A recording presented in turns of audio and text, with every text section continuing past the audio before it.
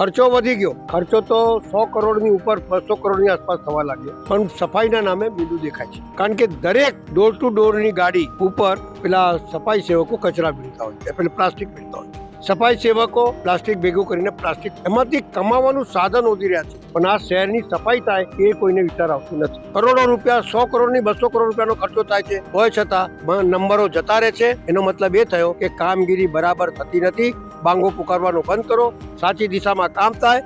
જે લોકો કામ ના કરતા એમને રિમૂવ કરો અને સારી રીતે કામ થાય એ જોઈ અને આ વડોદરા શહેરનું સારું વિચારો, એ જ મારું માનવું છે. હવે સવાલ આવે છે કે આ કોર્પોરેશનની અંદર પૂરતા સફાઈ સેવકો સફાઈનું કામ કરે છે કે કેમ? કારણ કે ડોર ટુ ડોરની ગાડી તો કમાવાનું સાધન બની ગયું છે, બધા સાધનો આવી ગયા છે, તોય છતાં નંબર જ નથી. આપણું 36મો નંબર હતો, આ વખતે નંબર જ નથી. મોટા નેતાઓ આવે, માન્ય પ્રધાનમંત્રી આવે તો પડદા લગાડવા પડે કે જોઈ ના જાય કચરો, પણ એમને તો બધું જ જોયેલું છે ભાઈ.